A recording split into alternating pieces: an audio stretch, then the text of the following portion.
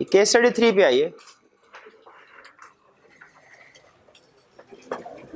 सबसे पहले मुझे बताइए कि क्या आपको इस क्वेश्चन को देख के ये अंदाजा हो रहा है कि क्या एक रिप्रोडक्शन का क्वेश्चन है या केस स्टडी है? केस स्टडी है, बिल्कुल। केस स्टडी जो होती है वो डिफरेंट पैराग्राफ्स होते हैं, उसमें जो रिप्रोडक्शन का क्वेश्चन है वो नॉर्मली 2-3 लाइनों में खत्म हो जाता है। ये केस स्टडी है। अच्छा, अब मुझे बताइए एग्जाम में जो भी क्वेश्चन आया, मैंने सबसे पहला काम क्या करना है? उसकी रिक्वायरमेंट पढ़नी है, और रिक्वायरमेंट पढ़ के ये अंदाजा लगाना है कि ये किस चैप्टर में से, किस टॉपिक में से उसने क्वेश्चन पूछा है। तो इसकी रिक्वायरमेंट पढ़िए और मुझे बताइए कि ये किस चैप्टर का क्वेश्चन है। चैप्टर, और आपको कैसे पता चला चैप्टर 4 का? ऑडिट रिपोर्ट के वर्ड्स, ऑडिट रिपोर्ट को अंडरलाइन कीजिए। कह रहा है रिक्वायरमेंट में in respect of each of the situations outlined above, जो ऊपर सिचुएशन बताई गई है इनमें से हर सिचुएशन में बताना है क्या? Reach a conclusion on whether or not you would qualify your audit report. बताइए आप रिपोर्ट को मॉडिफाई करेंगे कि नहीं, क्वालिफाई करेंगे कि नहीं। Give reasons for your conclusion and describe the effect on your audit report. कह रहे आपने इफेक्ट भी बताना है, साथ में रीजंस भी बतानी है। अच्छा, ये रीजंस किसको कह रहा है भला? देखिए, मैंने आपको जो बताया अप्रोच के, जब कभी आपने ऑडिट रिपोर्ट की केस स्टडी करनी है, इफेक्ट ऑन रिपोर्ट या इफेक्ट ऑन ओपिनियन पूछे, तो हमने 3 स्टेप में उसको करना है। सबसे पहले स्टेप में हमने क्या डिसाइड करना है कि ये मिस स्टेटमेंट है, स्कोप लिमिटेशन है, या कुछ और मैटर्स हैं जैसे एमसीक्यू मैटर, अदर मैटर वगैरह। और दूसरी चीज हमने क्या डिसाइड करनी है, दूसरे स्टेप में हमने वैल्यूएट करना है, अगर मिस स्टेटमेंट या स्कोप लिमिटेशन है तो वैल्यूएट करना है कि इसका इफेक्ट क्या होगा, इमटेरियल, मटेरियल या परवेसिव। ये हमारा सेकंड स्टेप होता है। और थर्ड स्टेप में फिर हमने बताना होता है कि इफेक्ट ऑन रिपोर्ट क्या है, पहले 2 स्टेप्स की बेस पे इफेक्ट ऑन रिपोर्ट क्या है। तो एग्जामिनर रिक्वायर ज्यादातर इफेक्ट ऑन रिपोर्ट करता है, लेकिन इफेक्ट ऑन रिपोर्ट पे पहुंचने के लिए, इफेक्ट ऑन ओपिनियन पे पहुंचने के लिए पहले 2 डिसीजन करना लाजमी है। उसके बगैर आप नहीं बता सकते रिपोर्ट पे क्या इफेक्ट आएगा। तो वो हमारी रीजनिंग होती है। तो चाहे स्पेसिफिकली क्वेश्चन में पूछे चाहे ना पूछे, वो रीजनिंग हमारे सोल्यूशन का हिस्सा होती है। वो 2 स्टेप हमने लाजमी बताने हैं। ठीक है, इस क्वेश्चन में स्पेसिफिकली उसने पूछ लिया, रीजंस भी बताइए। ठीक है, किसी क्वेश्चन में हो सकता है रीजंस ना पूछे, लेकिन ये अंडरस्टूड है कि हमने जब भी आंसर देना है उसको पहले बताना है मिस स्टेटमेंट है कि स्कोप लिमिटेशन, उसके बाद उसका इफेक्ट, फिर उसके बाद हमने ओपिनियन तीसरे स्टेप की तरफ आना है। और एक और चीज हमें रखिएगा, अभी आप स्टार्ट में केस स्टडी सीख रहे हैं। ठीक है, हमारा जो एकेडमिक क्वालिफिकेशन सिस्टम होता है, इससे पहले जो FA BA वगैरह या दूसरे जो क्वालिफिकेशन हैं पाकिस्तान में, इनमें केस स्टडीज की प्रैक्टिस नहीं करवाई जाती। तो हमारे स्टूडेंट को केस स्टडी में प्रॉब्लम ज्यादा होती है। वो रटा बेहतरीन होता है, वो जितने भी कंसेप्ट आते सबको है, तकरीबन सबको जो भी तैयारी करके जाता है, लेकिन पास और फेल होने का जो फर्क है ये केस स्टडी डिसाइड करते हैं। इसीलिए केस स्टडी में नॉर्मली स्टूडेंट को प्रॉब्लम आती है। बिजनेस लॉ में देख लें, बिजनेस लॉ में भी केस स्टडीज होते हैं, उसका रिजल्ट भी जो है वो पुअर है। और ऑडिट में भी केस स्टडीज होती है, इसका रिजल्ट भी पुअर है। तो अभी प्रोबेबली आपको, चूंकि आप पहली ऑफिशियल जो एग्जाम लेवल की केस स्टडी जो एग्जाम में आती है वो अटेम्प्ट कर रहे हैं इस चैप्टर में, तो आपको शुरू में कुछ प्रॉब्लम आएगी, आपको नहीं पता चलेगा आपने स्टार्ट कहाँ से करना है, सेंटेंस कैसे बनाना है, एंड कहाँ पे करना है। शुरू में ये प्रॉब्लम आएगी, ये नेचुरल है, इससे घबराना नहीं है। ये 8-10 दिन तक प्रॉब्लम आएगी, उसके बाद फिर अगर रेगुलरली केस स्टडीज आप कर रहे हैं तो 8-10 दिन के बाद इंशाल्लाह ये प्रॉब्लम खत्म हो जाएगी।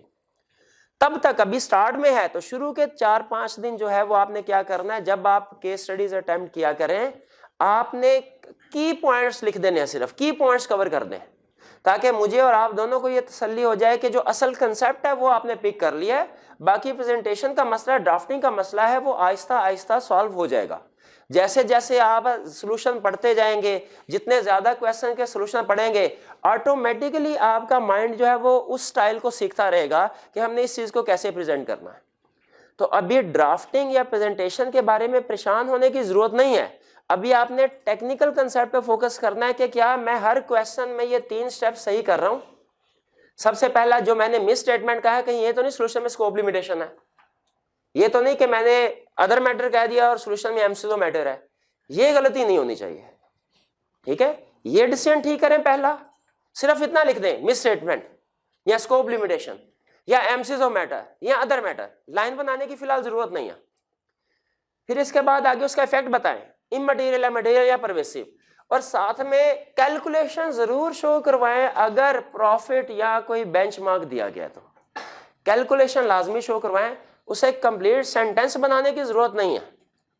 और फिर ओपिनियन बता दें, सिर्फ इतना लिख दें फिलहाल, क्वालिफाइड ओपिनियन, एडवर्स ओपिनियन, ठीक है, सिर्फ इतना लिख दें, ये भी काफी है फिलहाल के लिए। हाँ, सोल्यूशन कंप्लीट पढ़ें, कंपेयर करें कि आपके की पॉइंट्स के साथ सोल्यूशन मैच करता है कि नहीं करता। जहां फर्क हो याद रखें, हम सीख रहे हैं अभी। अगर आपको क्वेश्चन फर्ज कीजिए कोई गलत हो भी गया, आपने लिखा क्वालिफाइड, उधर लिखा हुआ था एडवर्स, ठीक है, या आपने आंसर मैटर लिखा था, उधर कह रहा था नहीं ये डिस्क्लेमर आएगा, गलत। लेकिन सोल्यूशन पढ़ के अगर आपको समझ आ जाती है तो याद रखें आपने उस कंसेप्ट को सीख लिया, मकसद पूरा हो गया। प्रॉब्लम वो नहीं होती कि आपने क्वेश्चन अटेम्प्ट किया और वो गलत हो गया। प्रॉब्लम वो होती है क्वेश्चन अटेम्प्ट किया, सोल्यूशन पढ़ा, फिर भी समझ नहीं आया। अगर गलत किया लेकिन सोल्यूशन पढ़ के समझ आ गया, वो क्वेश्चन क्लियर है, वो आपने सीख लिया। तो क्वेश्चन गलत होने से परेशान नहीं होना आपने। अभी फिलहाल केस स्टडी प्रैक्टिस करते हुए क्या करना है, सिर्फ की पॉइंट्स पे फोकस करना है, पूरा सेंटेंस ना लिखिए। अभी अगर आपको प्रेजेंटेशन में ड्राफ्टिंग में प्रॉब्लम है, पूरा सेंटेंस ना लिखे, सिर्फ की पॉइंट्स लिखे। और दूसरी चीज, अगर कभी गलत हो भी जाए लेकिन सोल्यूशन को पढ़ के समझ आ गई तो आपने परेशान नहीं होना, आप इंशाल्लाह पास हो जाएंगे। ये वाला स्टूडेंट पास हो जाता होता है।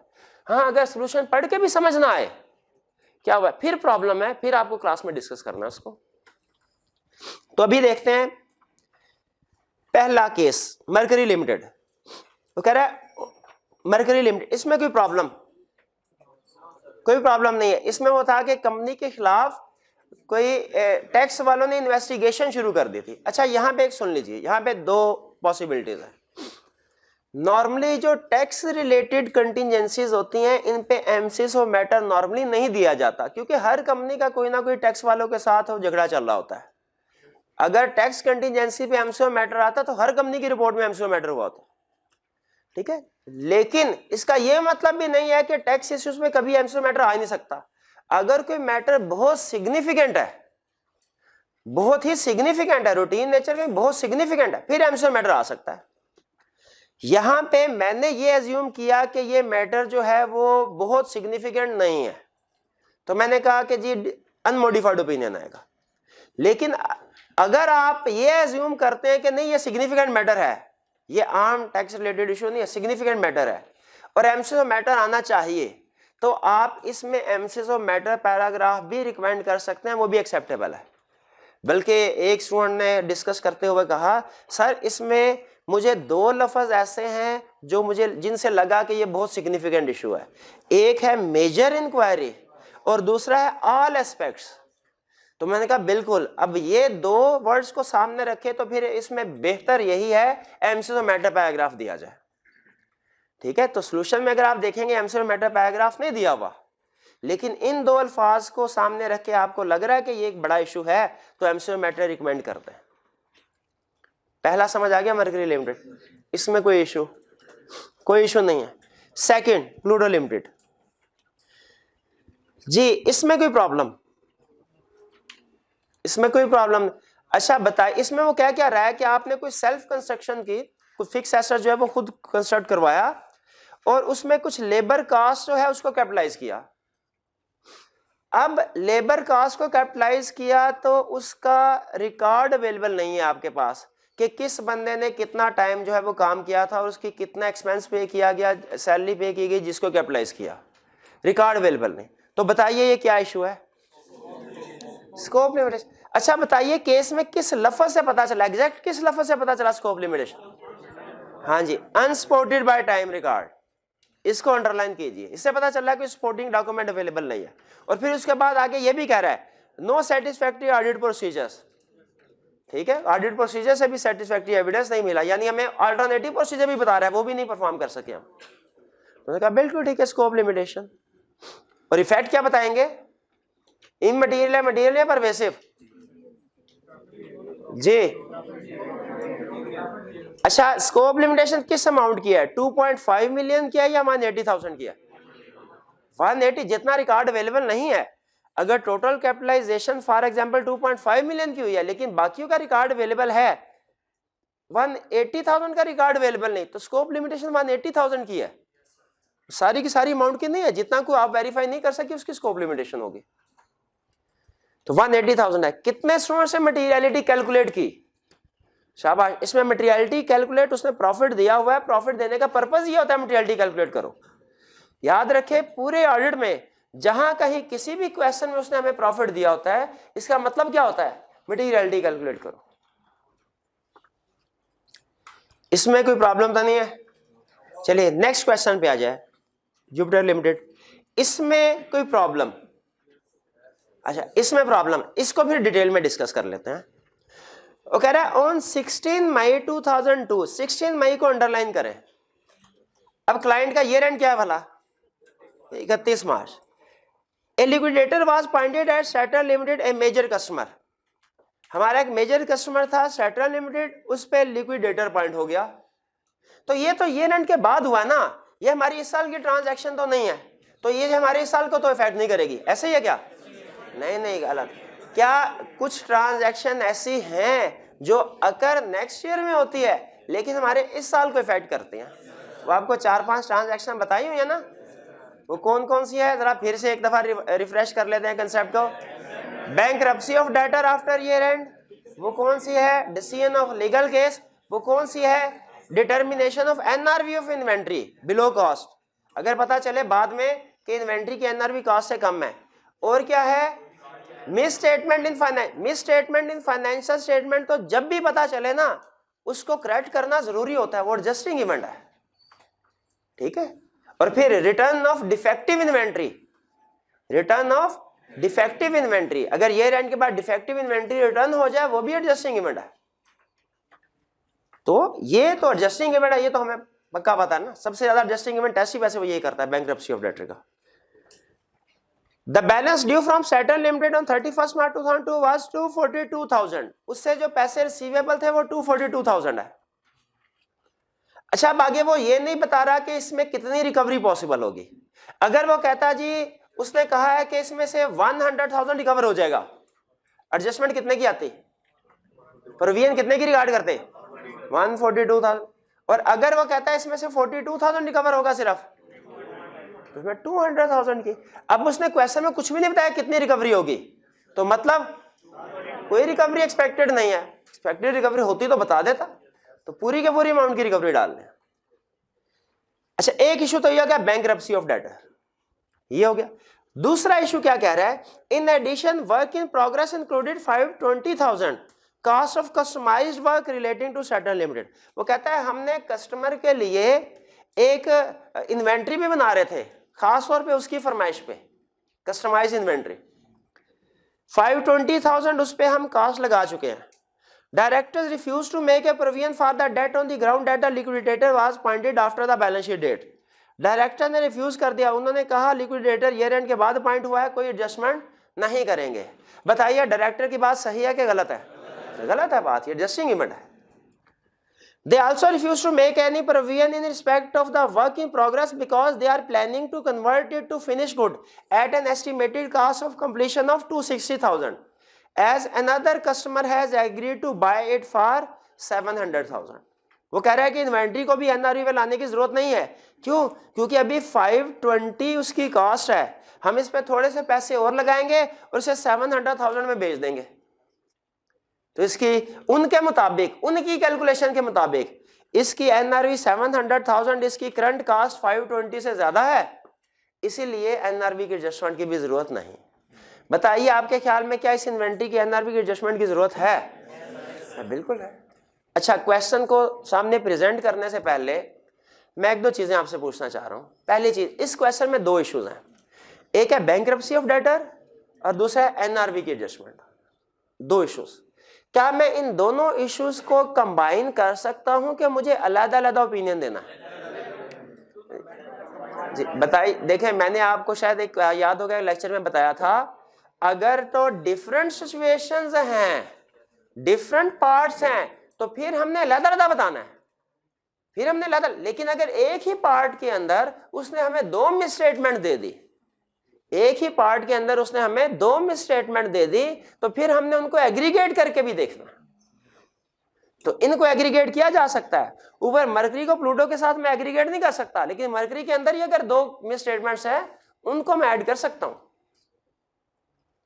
ठीक है, तो यहां पे देखते हैं आप कि मिस स्टेटमेंट कितनी अमाउंट की है। ये छोटी सी कैलकुलेशन मैं आपके सामने कर रहा हूं। वैसे तो आप काउंटिंग एक्सपर्ट हैं, कैलकुलेशन करने की जरूरत नहीं, लेकिन फिर भी जरा तसल्ली के लिए ताकि कंसेप्ट क्लियर हो जाए। पहले इसमें एडजस्टमेंट है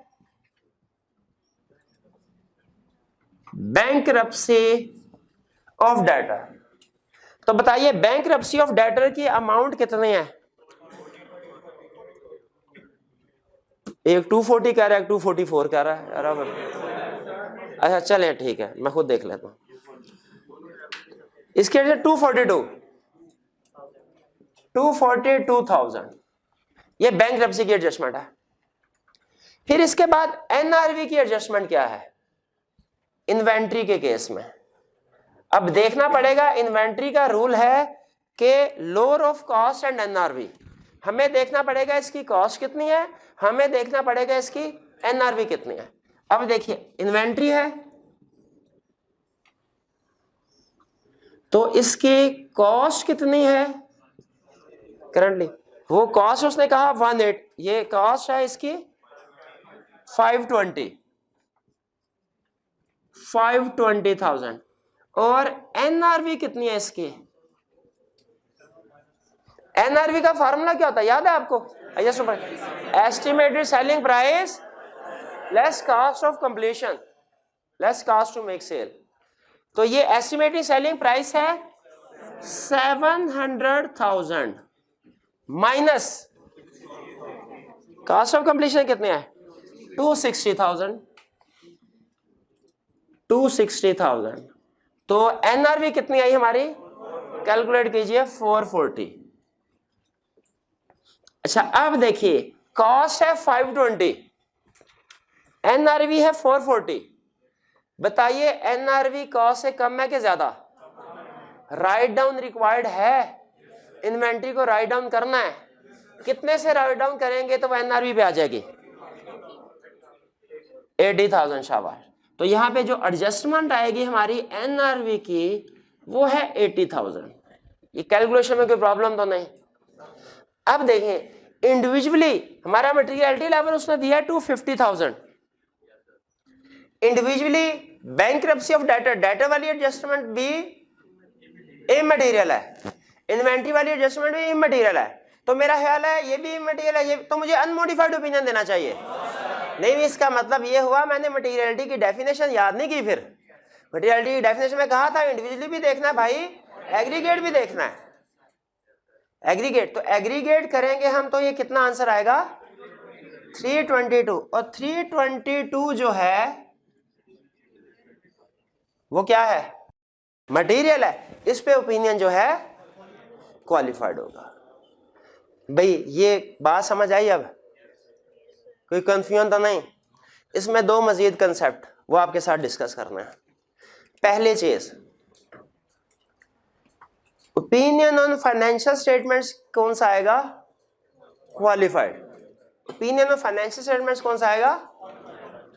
क्या additional opinion required by law, याद है ना 4, उनमें से भी कोई ओपिनियन मॉडिफाई हो रहा है? इसमें नहीं हो रहा। इस ये मिस स्टेटमेंट है। वो किस में हो रहा था? प्लूटो लिमिटेड वाले में, जब हमारे पास रिकॉर्ड अवेलेबल नहीं था। याद रखें मिस स्टेटमेंट के केस में प्रॉपर बुक्स ऑफ अकाउंट्स का ओपिनियन कभी इफेक्ट नहीं होता, स्कोप लिमिटेशन के केस में होता है। और स्कोप लिमिटेशन भी हर एक वाली नहीं, कौन सी? जिसमें बुक्स एंड रिकॉर्ड अवेलेबल नहीं होंगे। हमने क्लाइंट से कहा कंफर्मेशन लेटर सेंड करना, उसने कहा कोई नहीं करना। स्कोप लिमिटेशन तो है, बुक्स ऑफ अकाउंट्स का ओपिनियन मॉडिफाई नहीं हो रहा। समझ आया एग्जांपल? हमने कहा रिप्रेजेंटेशन लेटर दो, उसने कहा कोई नहीं देना। स्कोप लिमिटेशन है, बुक्स एंड अकाउंट्स का ओपिनियन फैक्ट नहीं हो रहा। हमने कहा इन्वेंट्री काउंट करनी है, उसने कहा नहीं करने देनी, स्कोप लिमिटेशन है, ओपिनियन फैक्ट नहीं हो रहा। हमने कहा सेल्स की इनवॉइसेस फिक्स एसेट्स का रिकॉर्ड दे दो, उसने कहा ये नहीं है। ये अब स्कोप लिमिटेशन भी है और बुक्स ऑफ अकाउंट्स भी है। आग लगने से काउंटिंग रिकॉर्ड जल गया, कुछ वेरीफाई नहीं कर सकते। स्कोप लिमिटेशन भी है, प्रॉपर बुक्स ऑफ अकाउंट्स का भी। तो ये ज़हन में रखिएगा कि अगर कभी स्कोप लिमिटेशन से अकाउंटिंग रिकॉर्ड जल रहे हों तो वो हमने स्कोप लिमिटेशन भी इसकी तरफ भी लेके जाना है और प्रॉपर बुक्स ऑफ अकाउंट्स वाली बात भी बतानी है। प्रॉपर बुक्स ऑफ अकाउंट्स वाली बात किसको बता रहे हैं असल में? एससीसीबी को। तो वो भूल ना जाइएगा। ये बात समझ आ गई? तो मिस स्टेटमेंट के केस में ओपिनियन हमारा क्वालिफाई। क्लियर होगी बात? आगे सुने। ये रेंट के बाद हमने एक बंदे से पैसे लेने थे, वो बंदा बैंकरप्ट हो गया। एडजस्टिंग इवेंट है कि नहीं? पक्की बात। उसी बंदे के लिए हमने कोई खसूसी इन्वेंट्री बना के रखी हुई थी, खसूसी इन्वेंट्री। अब बताइए वो जो स्पेशल इन्वेंट्री उसके लिए बना के रखी हुई थी वो बैंकरप्ट हो गया। अब क्या उसको सेल करेंगे? किसी और को सेल कर, किसी और को जो सेल करेंगे वो उसी प्राइस पे करेंगे जो उसके साथ एग्री हुई थी? नहीं भाई, ये तो ऐसी बात हुई, हम फॉर एग्जांपल दर्जी का काम कर रहे हैं, किसी ने आके अपना नाप दिया, हमने उसकी शर्ट सी रहे हैं और बाद में पता चला बैंकरप्ट हो गया। तो जो उसे पैसे लेने थे पिछले वो तो गए हुए, अब जो उसके लिए मटेरियल बना के रखा हुआ है अब किसी और को ऐसी थोड़ी दे देंगे। वो कहेगा यार मेरे नाप का ही नहीं है। तो कस्टमाइज इन्वेंट्री जो होती है, जब वो डेटर बैंकरप्ट हो गया, कस्टमाइज इन्वेंट्री भी हमारी ऑब्सोलीट हो जाती है। तो उसकी एनआरवी की एडजस्टमेंट करेंगे कि नहीं करेंगे? अच्छा, डेटर बैंकरप्ट हुआ, उसकी अमाउंट की प्रोविजन रिकॉर्ड करेंगे, उसके लिए जो इन्वेंट्री रखी थी वो भी ऑब्सोलीट हो गई, उसकी भी एनआरवी की एडजस्टमेंट आएगी। फर्ज कीजिए वो हमारा बहुत बड़ा डेटर था, हमने खुसूसी तौर पे उसके लिए फ्रांस से एक मशीनरी बनाई थी जो वही चीजें बनाती थी जिसकी उसको जरूरत होती थी। अब बताइए वो मशीनरी भी जो उसी डेटर के लिए थी वो भी इंपेयरमेंट होगी कि नहीं उसकी? तो ज़हन में रखें, अगर मेन इवेंट एडजस्टिंग है तो उससे जो रिलेटेड दूसरी चीजें हैं वो भी एडजस्टिंग इवेंट है। मेन इवेंट डेटर बैंकरप्ट हुआ, उसके लिए इन्वेंट्री रखी थी वो भी एडजस्टिंग है। डेटर एडजस्टिंग तो ये भी एडजस्टिंग। और फिर इसके बाद इसके लिए जो फिक्स एसेट खरीदे थे वो भी इंपेयरमेंट लॉस, वो भी एडजस्टिंग। एग्जांपल समझ आए? लेकिन अगर मेन इवेंट नॉन एडजस्टिंग है तो उससे रिलेटेड दूसरी एडजस्टमेंट भी नॉन एडजस्टिंग है, दूसरे इवेंट भी नॉन एडजस्टिंग। एग्जांपल सुने, ये रेंट के बाद ज़ल्ज़ला आया, हमारे फिक्स एसेट्स थे कुछ डिस्ट्रॉय हो गए। Adjusting event non adjusting event कायम रहिएगा, क्योंकि ज़ल्ज़ला वगैरह इसकी कंडीशन तो कभी एग्जिस्ट नहीं करते। नॉर्मली अटेंटिव होके, नॉर्मली ये रेंट के बाद डेटर बैंकरप्ट हो जाए, नॉर्मली क्वेश्चन में कुछ नहीं बताया एडजस्टिंग है नॉन एडजस्टिंग है।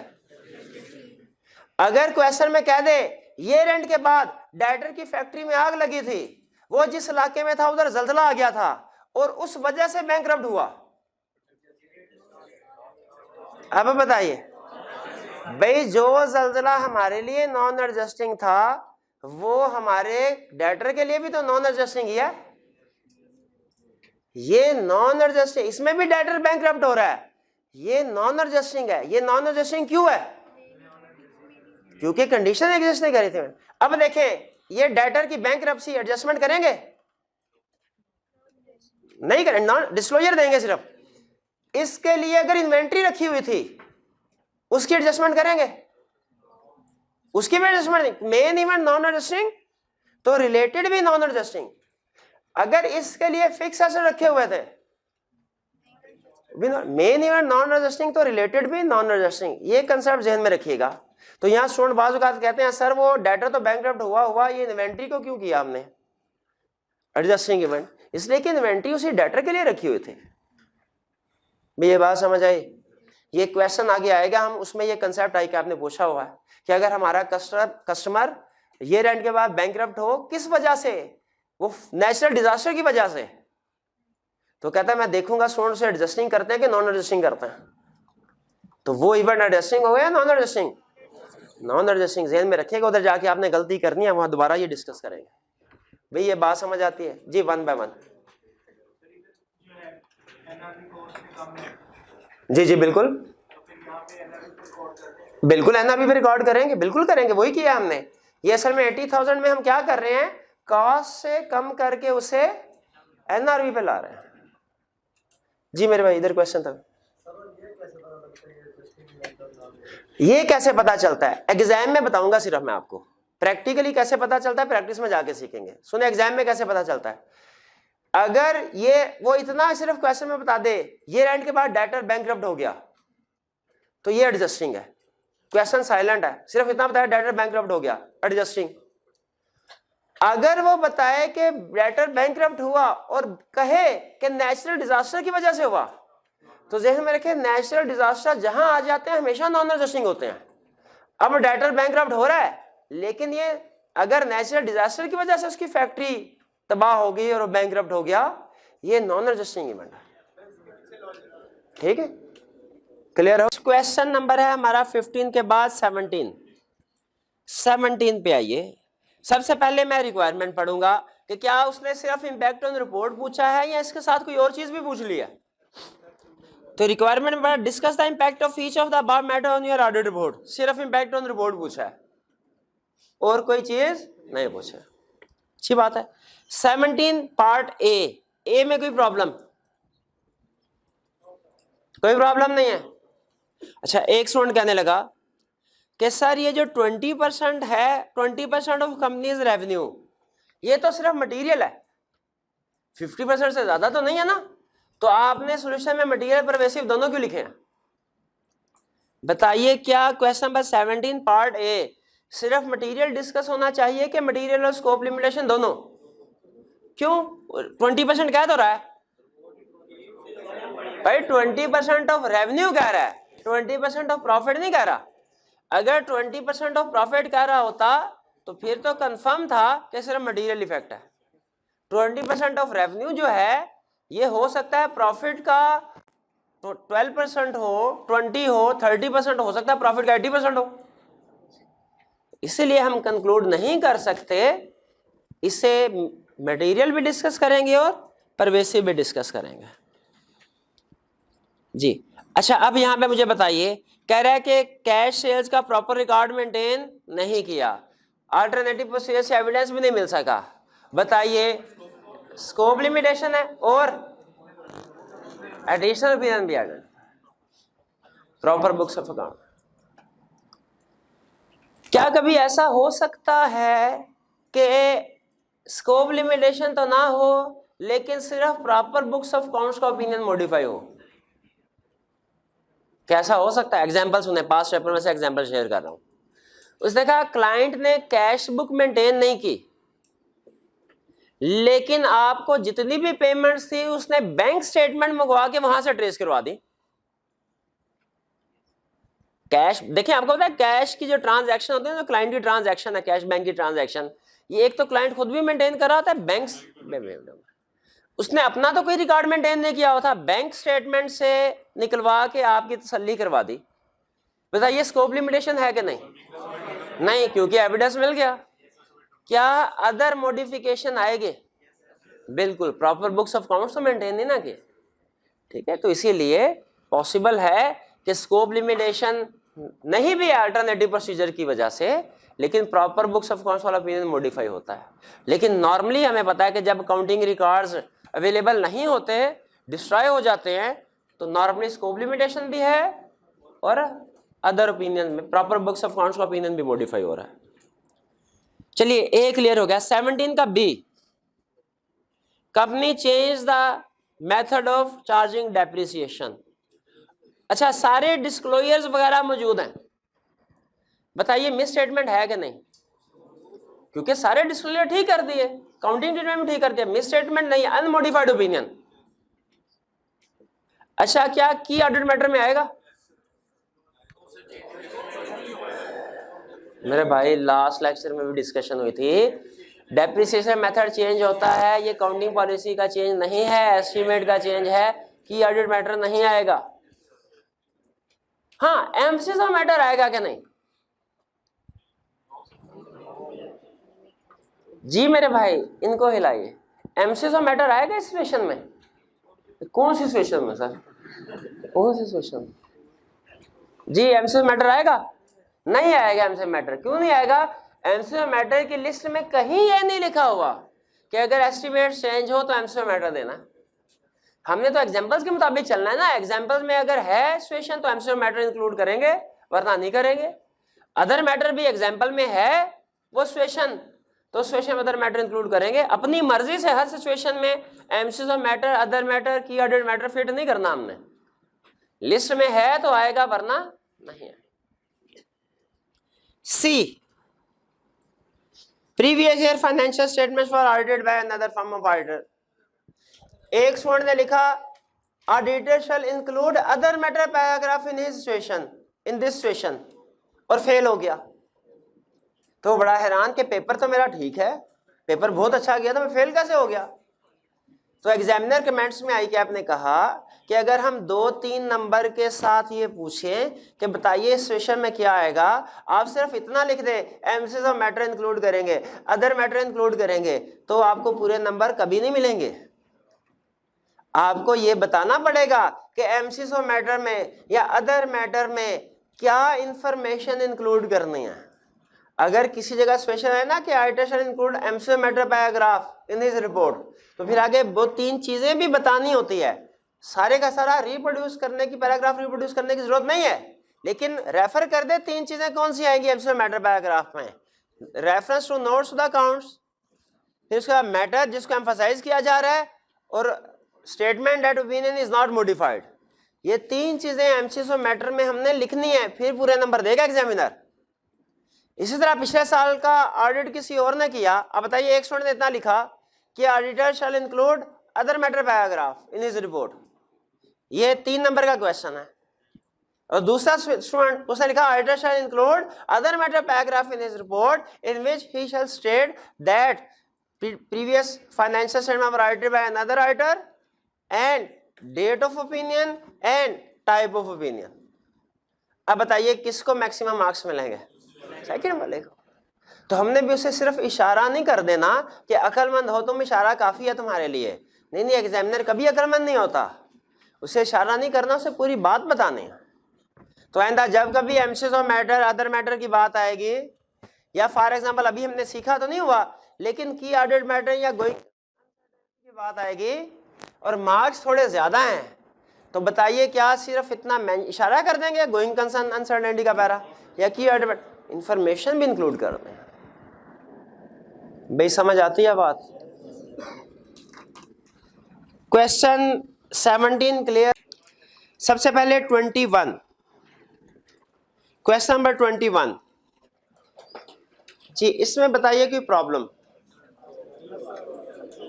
बी पार्ट, अच्छा सी पार्ट। चलिए ब्रीफली मैं ए और बी भी डिस्कस कर लेता हूं। रिक्वायरमेंट में कह रहा है, पहले मैं रिक्वायरमेंट पढ़ के देखूं कि क्या मुझसे वो सिर्फ इम्पैक्ट ऑन रिपोर्ट पूछ रहा है या इसके अलावा कुछ दूसरी चीजें भी रिक्वायर कर रहा है।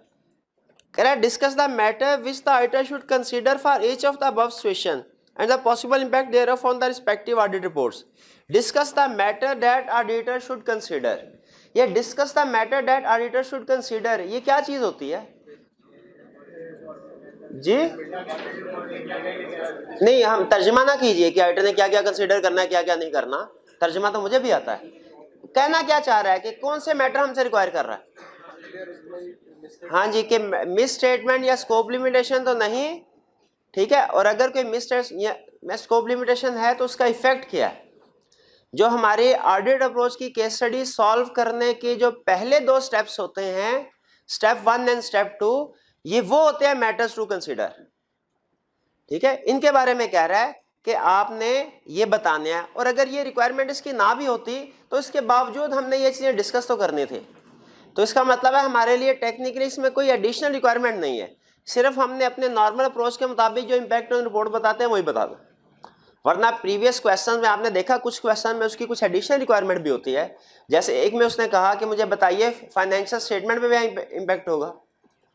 समटाइम वो कहते हैं ऑडिटर का कोर्स ऑफ एक्शन क्या होगा, यानी ऑडिटर ने रिपोर्ट के अलावा भी क्या कुछ एक्शंस लेने हैं, कुछ स्टेप्स लेने हैं। तो आपको याद है हमने कंसेप्ट पढ़ा हुआ है कि अगर मिस स्टेटमेंट आइडेंटिफाई करे ऑडिटर तो ऑडिटर का कोर्स ऑफ एक्शन क्या होगा, और अगर स्कोप लिमिटेशन आ जाए तो फिर ऑडिटर का कोर्स ऑफ एक्शन क्या होगा। वो लर्निंग ऑब्जेक्ट जो चैप्टर 4 में पढ़ा था हमने, ठीक है, कि ऑडिटर स्कोप लिमिटेशन केस में अल्टरनेटिव प्रोसीजर की तरफ जाता है, मिस स्टेटमेंट के केस में मैनेजमेंट से रिक्वेस्ट करता है कि करेक्ट कर लें, अगर मसले रिजॉल्व ना हो तो फिर डायरेक्टर्स को कम्युनिकेट करता है, फिर उसके बाद हम इम्पैक्ट ऑन रिपोर्ट की तरफ जाते हैं। तो इसका मतलब है जब वो हमसे क्वेश्चन में रिक्वायर करे कि स्टेप्स बताइए, कोर्स ऑफ एक्शन बताइए एडिटर का क्या होगा, तो हमने इम्पैक्ट ऑन रिपोर्ट के साथ साथ कुछ एडिशनल 2-3 बातें भी करनी है। ठीक है, प्रोसीजर बताने हैं कि नॉर्मल ऑडिट में हम अगर ये सिचुएशन फेस करते हैं, मैनेजमेंट से रिक्वेस्ट करेंगे कि करेक्ट कर ले। मिस स्टेटमेंट के केस में स्कोप लिमिटेशन है, अल्टरनेटिव प्रोसीजर की तरफ जाएंगे, और अगर ये मैटर्स फिर भी रिजॉल्व नहीं होते डायरेक्टर से डिस्कस करेंगे, फिर फाइनली हम इम्पैक्ट ऑन रिपोर्ट की तरफ जाते हैं। लेकिन यहाँ पे चूंकि एडिशनल रिक्वायरमेंट कुछ नहीं है, हम डायरेक्ट इम्पैक्ट ऑन रिपोर्ट की तरफ जा सकते हैं। हाँ, रूटीन में जो हमारे प्रोसीजर है पहले डिस्कस करना है कि मिस स्टेटमेंट, स्कोप लिमिटेशन या कुछ और फिर उसके बाद इफेक्ट इमटेरियल, मटेरियल, परवेसिव, वो हमने डिस्कस करने हैं। यहाँ पे ए में क्या कह रहा है, 21A में कुछ जो कहानी चल रही है वो कुछ इस तरह की है कि हमारे क्लाइंट का एक कस्टमर है, वो कहता है कि जी आपने हमें जो माल सप्लाई किया वो डिफेक्टिव था, इसलिए हम आपको पेमेंट नहीं करेंगे। जबकि क्लाइंट का कहना यह है कि जी हमने जो आपको मटेरियल, जो भी चीज़ें सप्लाई की हैं वो बिल्कुल ठीक थी, आपके अपने एम्प्लॉयज़ वगैरह की फॉल्ट की वजह से उनमें प्रॉब्लम आई है। अब कस्टमर कह रहा है कि मैं आपको पेमेंट नहीं करूँगा। जैसे ही कस्टमर ने कहा पेमेंट नहीं करूँगा, हमारे जहन में फ़ौरन ये बात आ गई, इसका मतलब है जो रिसीवेबल रिकॉर्ड किए हुए हैं वो सारे के सारे हो सकता है रिकवर ना हो सके, ये प्रोविजन का कोई मसला है। फिर कह रहा है दोनों पार्टीज ने मिलकर डिसाइड किया कि आर्बिट्रेशन की तरफ जाते हैं, सालसी की तरफ जाते हैं, किसी को सालिस मुकर्रर करते हैं अपना, और वो जो है वो फैसला करेगा कि हमने किस बंदे ने कितनी पेमेंट करना है। अभी मैटर वो जो है आर्बिट्रेशन में, आर्बिट्रेशन का डिसीजन कोई नहीं है। यहां पे सुन लीजिए, अगर तो आर्बिट्रेशन का वो डिसीजन कोई क्वेश्चन में कह देता कि आ गया है, हमारे लिए क्वेश्चन बहुत आसान होता, जो भी डिसीजन होता हम उसके मुताबिक प्रवीण कर लेते रिकॉर्ड या ट्रीटमेंट, काउंटिंग ट्रीटमेंट कर लेते हैं। अब यहां पे वो कह रहा है कि जी मैटर अभी पेंडिंग, डिसीजन के बारे में तो उसने नहीं बताया, तो यहां हमें क्या करना है, यहां हमें ये देखना है कि provision for bad debts as auditor हमारे लिए क्या चीज अहम है कि क्या appropriate amount of provision for bad debt record हो गई कि नहीं। इस सारे इशू में हमारे लिए सबसे अहम चीज क्या है जो हमने कंसिडर करनी है, क्या appropriate amount of provision for bad debt record हो गई कि नहीं। अगर तो एप्रोप्रिएट अमाउंट रिकॉर्ड होगी एज प्रोविजन, फिर कोई प्रॉब्लम नहीं है। अगर appropriate amount as provision record नहीं हुई, फिर मिस स्टेटमेंट है। अच्छा, अब ये कैसे डिसाइड होगा कि एप्रोप्रिएट अमाउंट ऑफ प्रोविजन क्या है। ठीक है, यहां पे चूंकि डिसीजन अभी नहीं हुआ, इसलिए हमें एस्टिमेट करना पड़ेगा उसको। ठीक है, इस एस्टिमेट करने में हम डिफरेंट फैक्टर्स को कंसीडर कर सकते हैं। जैसे हम हो सकता है कि देखें अभी ईयर एंड पे तो ये मामला पेंडिंग है, क्या ईयर एंड के बाद जब तक ऑडिट रिपोर्ट साइन नहीं हुई तब तक ये मैटर जो है रिजॉल्व हो चुका है, इसका फैसला हो गया। अगर ये मैटर ईयर एंड पे पेंडिंग है लेकिन ईयर एंड के बाद डिसीजन हो गया इसका, तो फिर याद रखें वो हमारे लिए एडजस्टिंग इवेंट बन जाएगा। लेकिन अगर तो पहला स्टेप हमने क्या देखना है, ये देखना है कि क्या जो मैटर ईयर एंड के बाद एडजस्ट तो नहीं हो गया। अगर मैटर ईयर एंड के बाद एडजस्ट नहीं हुआ तो फिर हम देखेंगे क्लाइंट के साथ जो कस्टमर है उसके साथ कम्युनिकेशन करके हम उनसे पूछ सकते हैं कि बताइए आप कितनी अमाउंट पे करने के लिए विलिंग है।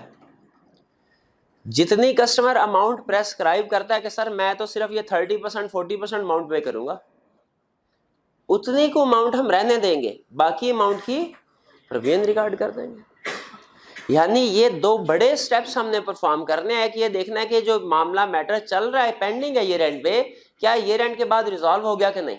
रिजॉल्व हुआ तो किस अमाउंट का फैसला हुआ कि कस्टमर पे करेगा। अगर मैटर रिजॉल्व नहीं हुआ तो फिर हम उस कस्टमर से कम्युनिकेशन चेक कर सकते हैं, कम्युनिकेशन के जरिए चेक कर सकते हैं कि वो कितनी अमाउंट पे करने के लिए विलिंग है। जितने अमाउंट पे करने के लिए विलिंग है वो तो हमारा होगा गुड डेट, उसको तो नहीं छेड़ना। बाकी अमाउंट की क्या करनी चाहिए, अगर प्रोविजन क्लाइंट ने रिकॉर्ड कर ली तो ठीक है, अगर प्रोविजन रिकॉर्ड नहीं की तो मिस स्टेटमेंट है। यहां पे चूंकि उसने अमाउंट नहीं बताई हमें कि कितनी अमाउंट क्लाइंट पे करने के लिए विलिंग है, तो हम स्टेप लिखेंगे कि क्लाइंट के साथ कम्युनिकेशन करके पूछ सकते हैं उससे, और ईयर एंड के बाद देख सकते हैं कि डिसीजन क्या हुआ होगा इस आर्बिट्रेशन का। लेकिन जब हमने इफेक्ट देखना है मटेरियल है कि इमटेरियल, तो उसमें हमने फिर पूरी अमाउंट को कंसीडर करना होगा। उसमें पूरी अमाउंट को कंसिडर, जैसे अगर वो ये तो बता दे कि इन्वेंट्री ऑब्सोलीट है, ये ना बताए कि उसकी एनआरवी क्या है, तो फिर मजबूरन हमें एनआरवी 0 ज्यूम करनी पड़ती है। ठीक है, सारी की सारी को राइट डाउन करना पड़ता है। अगर एनआरवी बता दे तो उतना ही राइट डाउन करेंगे जितनी एनआरवी है, एनआरवी नहीं बताई सारे का सारा। इसी तरह अगर उसने कहा कि कोई डेट ऐसा है जो कि डाउटफुल है और ये नहीं बताता कि कितनी रिकवरी एक्सपेक्टेड है, तो मजबूरन हमें फिर सारी अमाउंट की प्रोविजन करनी पड़ती है। तो हमने उससे स्टेप बता दिए एक दो कि भाई हम ये 2 स्टेप परफॉर्म करके डिसाइड करेंगे कि एप्रोप्रिएट अमाउंट ऑफ प्रोविजनिंग क्या होनी चाहिए। लेकिन बाद में जब रिपोर्ट पे इंपैक्ट बताना है तो वो हमने सारी अमाउंट को लेके बताना। तो बताइए सारी अमाउंट के लिहाज से ये इमटेरियल है, मटेरियल या परवेसिव है? 3.12 मिलियन को कंपेयर करेंगे मटेरियलिटी लेवल के साथ, मटेरियल है तो क्वालिफाइड। यहां तक क्लियर हो गया। अगर मैनेजमेंट ने प्रोविजन रिकॉर्ड कर ली अनमोडिफाइड ओपिनियन, प्रोविजन रिकॉर्ड नहीं की तो मिस स्टेटमेंट है, क्वालिफाइड ओपिनियन, क्वालिफाइड है, एडवर्स नहीं है। वो शायद सोल्यूशन में एडवर्स लिखा होगा, अगर लिखा है तो वो एडवर्स काट दीजिए, सिर्फ क्वालिफाइड ओपिनियन बन रहा है। अच्छा आगे चले, यहाँ पे एक और इंटरेस्टिंग इन्फॉर्मेशन है। मैं आपसे ये पूछना चाहता हूँ कि क्या इस इंफॉर्मेशन का हमारे क्वेश्चन पे कोई इम्पैक्ट है? वो कह रहा है कि sales to SCL account for approximately 25% of revenue of ZTL. जो कस्टमर बैंकरप्ट हुआ है, हमारी 25% सेल जो है इसको जा रही थी। तो ज़हन में रखिए, जो मेजर डेटर बैंकरप्ट हो जाए, मेजर प्रोडक्ट ऑब्सोलीट हो जाए, मेजर फिक्स एसेट्स डिस्ट्रॉय हो जाए, ये सारी इंडिकेशंस होती हैं गोइंग कंसर्न इश्यूज की। अभी तक मैंने आपको सिर्फ 3 एग्जांपल बताए, मेजर डेटर बैंकरप्ट हो जाए, मेजर प्रोडक्ट ऑब्सोलीट हो जाए और मेजर फिक्स एसेट्स डिस्ट्रॉय हो जाए, गोइंग कंसर्न इशू क्रिएट हो जाता है। तो यहाँ पे गोइंग कंसर्न इश्यूज भी क्रिएट हो रहा है, आपको वो भी मेंशन करना चाहिए। लेकिन अगर अनमोडिफाइड ओपिनियन दे रहे हैं तो फिर हम इसको मेंशन कर देंगे, लेकिन अगर मॉडिफाइड ओपिनियन दे रहे हैं तो फिर इसको मेंशन करने की जरूरत नहीं, क्योंकि बेसिस फॉर मॉडिफाइड ओपिनियन में वो कवर हो जाता है। तो डुप्लीकेशन को हम अवॉइड करते हैं, आपको पता है जी। ए क्लियर? इसमें मिस स्टेटमेंट को भी डिस्कस कर लिया हमने, गोइंग कंसर्न का इशू भी डिस्कस। ये गोइंग कंसर्न वाला इशू कितने स्टूडेंट के जहन में आया था? जरा हाथ उठा के बताइए। शाबाश, तकरीबन 25% के करीब स्टूडेंट्स के जहन में आ गया था। 12। चलिए आगे चलते हैं, इसको अंडरलाइन कर लीजिए। नेक्स्ट टाइम अगर किसी कंसेप्ट में यूज हो ये एडजस्टमेंट, तो आपने गोइंग कंसर्न के बारे में भी लाइन लिखनी होगी कि ये इंफॉर्मेशन गोइंग कंसर्न की तरफ लेके जा रही है हमें, अनसर्टेनिटी की तरफ। हाँ, अगर क्वेश्चन में लिखा हो कि जी मैं नेक्स्ट में परचेजेस से कंटिन्यू रखूंगा, कोई इशू नहीं है, तो फिर गोइंग कंसर्न का इशू नहीं आएगा। ठीक है, अगर फ्यूचर में वो कहे कि जी मैं आपसे परचेज करूंगा, लेकिन नॉर्मली जो नाराज कस्टमर होता है ना, वो फिर कहता है नहीं भाई अब आइंदा भी मुश्किल है काम। ठीक है, इसलिए तो हमें क्वेश्चन में डिस्कस कर देना, क्योंकि उसने क्वेश्चन जब याद रखे एग्जामिनर हमसे वो इंफॉर्मेशन हमें दे रहे हैं ना इस तरह की, तो फिर इसका मतलब हमसे रिक्वायर कर रहा है कि हम एक आधी लाइन में इसका जिक्र करें कि हमने इसको इग्नोर नहीं किया। बहरहाल आपके क्वेश्चन का आंसर ये है, अगर वो कहते हैं कि जी मैं फ्यूचर में आपसे परचेज करूंगा, फिर कोई इशू नहीं होगा टेक्निकल। नेक्स्ट,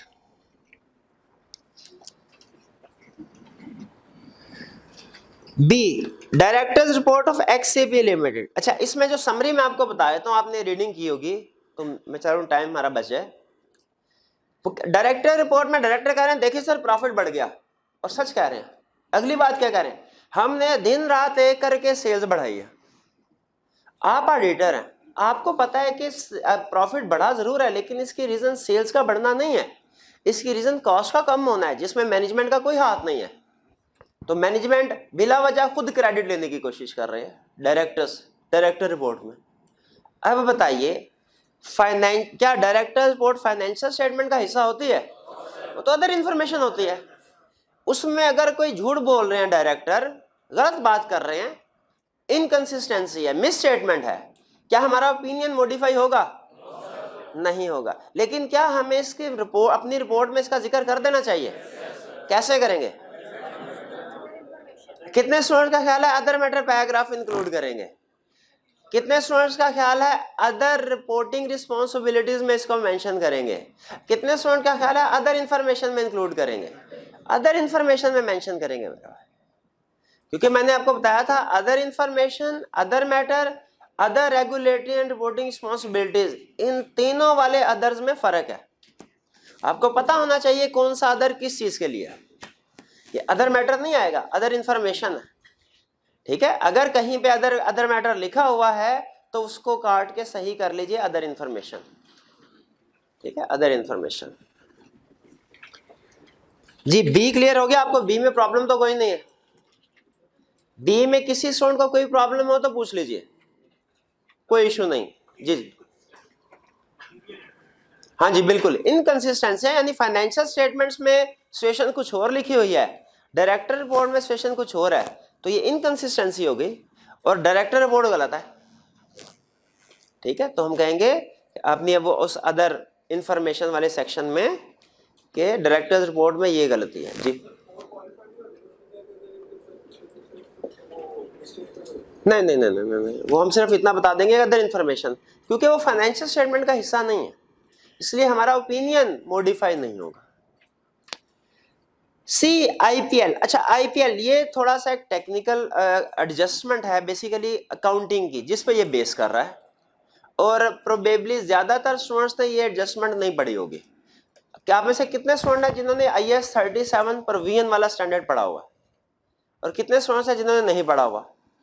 चलिए ज्यादातर ने नहीं पढ़ा हुआ, तो इसको मैं थोड़ा एक्सप्लेन कर देता हूँ, क्योंकि जिन्होंने पढ़ा हुआ प्रोबेबली वो भी भूल चुके होंगे, ठीक है। सुन लीजिए ये प्रवीण है क्या, एडजस्टमेंट क्या है।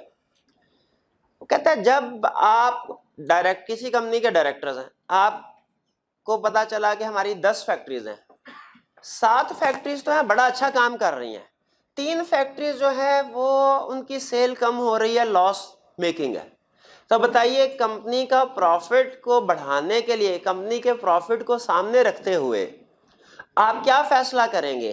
क्या आप ये कहेंगे कि नहीं चलो हमें नुकसान हो रहा है 3 फैक्ट्रीज में, लेकिन लोगों की नौकरी रोजगार तो लगा हुआ है, चलो इसको चलाते रहते हैं, ये काम करेंगे, या के कंपनी की प्रॉफिटेबिलिटी को बढ़ाने के लिए उन फैक्ट्रीज को क्लोज कर देंगे? उन फैक्ट्री को क्लोज कर, अच्छा बताइए फैक्ट्रीज को क्लोज करने से क्या गोइंग कंसर्न का मसला आता है? कोई नहीं, गोइंग कंसर्न का मसला तो तब आएगा जब आप मेजर फैक्ट्रीज को क्लोज कर रहे हो। जब आप 10 में से 3 को क्लोज कर रहे हो, वो भी वो है जो लॉस मेकिंग है, तो ये आपके लिए बैड न्यूज नहीं बल्कि गुड न्यूज है, ठीक है, आपकी गुड स्ट्रेटजी है कि आप अपनी प्रॉफिटेबिलिटी को इंक्रीज करने के लिए 3 फैक्ट्रीज को क्लोज कर रहे हैं। अच्छा अब देखें यहां से काउंटिंग शुरू होती है। डायरेक्टर्स ने तो डिसीजन कर लिया कि हमने 3 फैक्ट्रीज को क्लोज करना है, और ये रेंट पे कम्युनिकेट भी कर दिया उन वर्कर्स को कि भैया आपको अब हम निकाल रहे हैं। अरे जब फैक्ट्री बंद होगी, मुझे बताइए फैक्ट्री को ताला लग जाएगा, मजदूरों का क्या करेंगे? उन्हें जवाब दे देंगे या उन्हें रखेंगे नौकरी पे? ना जवाब दे देंगे, भाई आप कोई और नौकरी ढूंढे।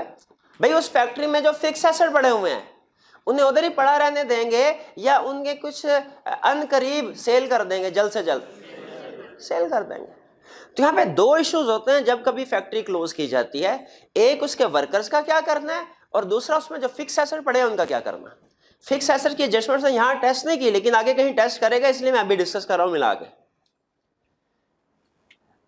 अच्छा ये कब 2 इश्यूज अराइज होंगे? जब डायरेक्टर्स ने फैसला कर लिया कि हमने ये 3 फैक्ट्रीज बंद करनी है, और इसकी अनाउंसमेंट भी कर दी, उन लोगों को अनाउंसमेंट भी कर दी, यानी जिस बंदे को डाउनसाइज करना निकालना उसको पता चल गया कि भाई मुझे निकालना है इन्होंने, और ये ईयर एंड से पहले हो गया। अब इसकी अकाउंटिंग स्टैंडर्ड क्या कहते हैं? इसकी प्रोविजन रिकॉर्ड होनी चाहिए। अगर तो वर्कर्स वाला केस है ना, तो प्रोविजन रिकॉर्ड, इस प्रोसेस को हम कहते हैं रीस्ट्रक्चरिंग। इस प्रोसेस को क्या कहते हैं? रीस्ट्रक्चरिंग। जब कभी आप रीस्ट्रक्चरिंग करें, जो आपके एसेट्स हैं फिक्स एसेट्स, उनका ट्रीटमेंट सुन लें। फिक्स एसेट्स को आपने फिक्स एसेट्स की कैटेगरी से उठा के करंट एसेट्स में डाल देना। क्यों भला? अब आपने यूज ही नहीं करने, सेल करना है, और उनको आपने, जैसा कि करंट एसेट्स का रूल होता है कि लोअर ऑफ कॉस्ट NRV, उसको अब आपने इवैल्यूएट करना है कि उसकी रियलाइजेबल वैल्यू क्या है, उसके मुताबिक उसको रिकॉर्ड करेंगे। यह तो हो गया फिक्स एसेट्स का, कि अगर हमारे पास फिक्स एसेट्स हैं और हमें इरादा है हमारा कि अनकरीब अब हमने उसको बेच देना है, तो उसे फिर फिक्स एसेट्स में क्लासिफाई नहीं करना, बल्कि उसे क्या करना है, करंट एसेट। फिक्स एसेट वाली एडजस्टमेंट क्लियर। आगे आते हैं, वर्कर्स का क्या करना। देखिए पाकिस्तान में तो असूल ये होता है कि वर्कर आपका खड़े खड़े आपको कोई उसकी बात बुरी लगी उसे नौकरी से जवाब दे देते भाई फारिग। लेकिन फॉरेन कंट्रीज में ऐसे नहीं होता, वहां पे बाकायदा उनको उनके राइट्स को प्रोटेक्ट करने के लिए, एम्प्लॉयज के राइट्स को प्रोटेक्ट करने के लिए लेबर लॉज हैं और काफी एक्टिव भी है। वो ये कहते हैं कि अगर आपने अपने किसी वर्कर को निकाला, आपने खुद छोड़ के चला जाए ठीक है, आपने उसको निकाला तो आपने उसे 3, 4, 5, 6 महीने की जो कंपनसेशन है वो आपने उसको पे करनी होगी एक्स्ट्रा रिम्यूनरेशन के तौर पे, ताकि वो जब तक अगली नौकरी नहीं ढूंढता वो अपने घर का खर्चा चला सके। एक्स्ट्रा पेमेंट करते हैं। पाकिस्तान में भी ऐसा पॉसिबल है कि जब हम एम्प्लॉयज को जॉब से निकालें तो उनको एक्स्ट्रा पेमेंट दें, लेकिन शर्त यह है कि ये फिर जो कॉन्ट्रैक्ट हुआ हुआ ना हमारा एम्प्लॉय के साथ, उस कॉन्ट्रैक्ट में लिखा हो कि अगर आपको हम अचानक जॉब से निकालेंगे तो आपको इतने पैसे पे करेंगे। तो जब हम अब सिचुएशन देखिए, कॉन्ट्रेक्चुअल रिस्पॉन्सिबिलिटी है या हमारी लीगल रिस्पॉन्सिबिलिटी है, दोनों में से कोई भी सिचुएशन हो कि जब कभी एम्प्लॉय को हमने जॉब से निकालना है 6 महीने की पेमेंट सैलरी उसको एक्स्ट्रा पे करने हैं, डिसीजन कर दिया एम्प्लॉयज को निकालना है, बताइए क्या अब ये 6 महीने जो है हमारी प्रोविजन रिकॉर्ड होनी चाहिए कि नहीं? 6 महीने की जो रिम्यूनरेशन पे करने हैं बिल्कुल होने चाहिए। इसको कहते हैं रीस्ट्रक्चरिंग प्रोविजन, रीस्ट्रक्चरिंग प्रोविजन। अब देखें 3 फैक्ट्रीज को हमने क्लोज करना है, 3 फैक्ट्रीज को क्लोज करना है, तीनों फैक्ट्रीज के ऊपर प्रोविजन रिकॉर्ड होनी चाहिए। 20 बात से एग्री करते हैं। फिर सुन लीजिए, एडजस्टमेंट थोड़ी कॉम्प्लेक्स हो गई। जब कभी मैनेजमेंट डिसाइड करेगी कि हमने कुछ फैक्ट्रीज को क्लोज करना है, मैनेजमेंट ने देखना और ये डिसीजन कर लिया और एम्प्लॉयज को कम्युनिकेट भी कर दिया, एम्प्लॉयज को स्पेसिफिक लोकेशन वाइज कि लाहौर वाली फैक्ट्री, इस्लामाबाद वाली फैक्ट्री, मुल्तान वाली फैक्ट्री, ये 3 फैक्ट्री क्लोज करेंगे। क्योंकि अगर आप सिर्फ इतना कहें ना कि हमारी पाकिस्तान में 20 फैक्ट्रीज है, हम कोई सी 3 फैक्ट्रीज क्लोज करेंगे, आप प्रोविजन रिकॉर्ड नहीं कर सकते। आपको पता ही नहीं है कौन सी फैक्ट्री क्लोज करनी है, उसमें कितने वर्कर्स काम करते हैं, किस वर्कर के साथ क्या आपका कॉन्ट्रैक्ट हुआ है कि कितने महीनों की पेमेंट करनी है, प्रोविजन रिकॉर्ड तो नहीं हो सकती ना। इसीलिए जब कभी directors specific location wise decision कर लें कि हम इन 3 लोकेशंस को बंद करेंगे, तो लाजमी हो जाता है कि वहां पे जितने वर्कर्स हैं उनकी रीस्ट्रक्चरिंग प्रोविजन रिकॉर्ड करनी है, और अगर रीस्ट्रक्चरिंग प्रोविजन रिकॉर्ड नहीं करते तो वो मिस स्टेटमेंट होगी। यहां तक बात समझ आई? इस क्वेश्चन में क्या कह रहा है, कह रहा है जरा गौर से सुनिएगा, 3 फैक्ट्रीज क्लोज करनी है, 2 को उसने स्पेसिफाई कर दिया, एक को स्पेसिफाई, जरा खुद बताइए रीस्ट्रक्चरिंग प्रोविजन रिकॉर्ड होनी चाहिए? 2 की होनी चाहिए, तीसरे की नहीं होनी चाहिए। यही मेन पॉइंट है इस क्वेश्चन में, और कुछ भी नहीं है इस क्वेश्चन में। वो शुरू में हमें कह रहा है कि 3 फैक्ट्रीज की, तीनों की प्रोविजन जो है वो शायद 30 मिलियन की फिगर है, वो रीस्ट्रक्चरिंग प्रोविजन रिकॉर्ड कर ली, और लेकिन कह रहा है मैंने 2 के बारे में तो स्पेसिफिकली बता दिया, 1 के बारे में नहीं बताया। तो इसका मतलब है 1 की प्रोविजन रिकॉर्ड नहीं होगी, बाकी 2 की होगी, वरना हमें पता ही नहीं चलेगा भाई अमाउंट क्या रिकॉर्ड करनी है प्रोविजन। तो अगर तो उसने, अच्छा इस 30 मिलियन में उसने क्लियरली नहीं बताया कि 3 फैक्ट्रीज की प्रोविजन शामिल है कि 2 की, क्लियरली नहीं, आपने क्वेश्चन बड़ा होगा तो इसमें, लेकिन जो हमें स्टेटमेंट दे रहा है उससे लग यही रहा है कि 3 फैक्ट्रीज की प्रोविजन है। तो हम सोल्यूशन देते हुए पहले तो उसको काउंटिंग ट्रीटमेंट बता देंगे ना, कि काउंटिंग हमें ये कहती है अगर आपने जो है रीस्ट्रक्चरिंग की तो जो कंपनसेशन आपने वर्कर्स को पे करनी है उसकी प्रोविजन रिकॉर्ड करनी है। शर्त यह है कि आपने स्पेसिफिकली डिसीजन किया हो लोकेशन वाइज, प्लस इस डिसीजन को कम्युनिकेट भी कर दिया हो, अनाउंस भी कर दिया हो, फिर आप इसकी प्रोविजन रिकॉर्ड कर सकते हैं। तो अब यहां पे हम कहेंगे कि चूंकि आपने 2 के बारे में तो स्पेसिफिक डिसीजन कर लिया है और कम्युनिकेट भी कर दिया, अनाउंस भी कर दिया, उसकी प्रोविजन ठीक है, तीसरे की प्रोविजन रिकॉर्ड नहीं होनी चाहिए। अगर आपने प्रोविजन रिकॉर्ड की है तो ये मिस स्टेटमेंट होगी। क्लियर होगी ये बात? कोई प्रॉब्लम तो नहीं इसमें? चलिए, ये क्वेश्चन प्रोबेबली हमारे ICAV के क्वेश्चन बैंक में और इवन वॉल्यूम 2 में प्रोबेबली सबसे मुश्किल क्वेश्चन है, क्वेश्चन 1। और ये है भी CFAP लेवल का, मतलब CFAP के पास पेपर से उठाया गया है। अब जाहिर है CAF लेवल का है, इसीलिए इस उन्होंने ICAV ने क्वेश्चन बैंक में इंक्लूड किया है। बहरहाल थोड़ा सा मुश्किल है क्वेश्चन। जी क्लियर हो गया? 21 question number 1 volume 2, question number 1 volume 2 chapter 25। खुदा का खौफ करे यार, कॉमन सेंस है। चैप्टर 4 की असाइनमेंट दी थी ना कल, और कल इसका मतलब है तूने असाइनमेंट भी नहीं की होगी। कौन था ये? कौन था? असाइनमेंट नहीं? किधर असाइनमेंट? देख रहा। चलिए, चैप्टर 4 पेज 12 कह रहा है items 1 to 14 listed below present various situations an auditor might encounter in conducting an audit of financial statement. कहता है ये डिफरेंट सिचुएशन है जो आपको बहाने से डिफरेंट एग्जाम के क्वेश्चन में नजर आएंगे। फिर कह रहा है for each situation describe the type of opinion to be issued by the auditor. वो कहता है हर सिचुएशन में बताओ टाइप ऑफ ओपिनियन क्या होगा, यानी क्या बताना है? Unqualified opinion. ये अनक्वालिफाइड ओपिनियन कौन सा वाला? अनमोडिफाइड का दूसरा नाम अनक्वालिफाइड। एम्फसिस ऑफ मैटर अभी हमने नहीं पढ़ा, इसलिए अगर कहीं एम्फसिस ऑफ मैटर आ रहा हुआ तो शायद हम ना बता सके उसको अभी। ठीक है, अगले 1-2 लेक्चर में हमने यही emphasis of matter other matter ही पढ़ना है। Qualified opinion, disclaimer of opinion और एडवर्स ओपिनियन। कह रहा बता दीजिए कि कौन सा ओपिनियन होगा, क्वालिफाइड, एडवर्स वगैरह क्या है। पहला क्वेश्चन, अब गौर, अच्छा एंड में लिखा डू नॉट ड्राफ्ट क्वालिफिकेशन, इसको अंडरलाइन कीजिए। डू नॉट ड्राफ्ट क्वालिफिकेशन, इसका मतलब क्या वाला? वो कह रहा है भाई मुझे सिर्फ इतना बता दो क्वालिफाइड ओपिनियन है, मुझे ये लिखने की जरूरत नहीं है कि except for inventories financial statement give true and fair view. जब आप ओपिनियन की वर्डिंग भी लिख देते हैं ना कि ये वर्डिंग में होगा ओपिनियन, इसे कहते हैं ड्राफ्ट करना। कह रहा है ड्राफ्टिंग रिक्वायर्ड नहीं है जब तक ICAV क्लियरली ना कहे हमने ड्राफ्टिंग नहीं देनी होती। ठीक है, तो उसने एहतियातन खुद भी कह दिया कि भाई ड्राफ्ट ना करने बैठ जाना, सिर्फ इतना बता दो टाइप ऑफ ओपिनियन क्या होगा। पहला case, financial statements of A listed company do not disclose significant related party transaction. Miss statement है कि स्कोप लिमिटेशन है? मिस स्टेटमेंट है, डिस्क्लोजर नहीं है। डिस्क्लोजर भाई मिस स्टेटमेंट ये एग्जांपल में बताया नहीं था कि डिस्क्लोजर इंक्लूड करना चाहिए, नहीं किया वो मिस स्टेटमेंट होगी। मिस स्टेटमेंट, इसमें सिग्निफिकेंट को अंडरलाइन कीजिए, वर्ड सिग्निफिकेंट हो। सिग्निफिकेंट का मतलब क्या है? सिग्निफिकेंट का मतलब क्या है? क्या इसका मतलब मटेरियल है या परवेसिव है या दोनों? इसका मतलब दोनों हो सकते हैं, तो हमने दोनों डिस्कस करनी है कि अगर इफेक्ट मटेरियल है तो कौन सा ओपिनियन?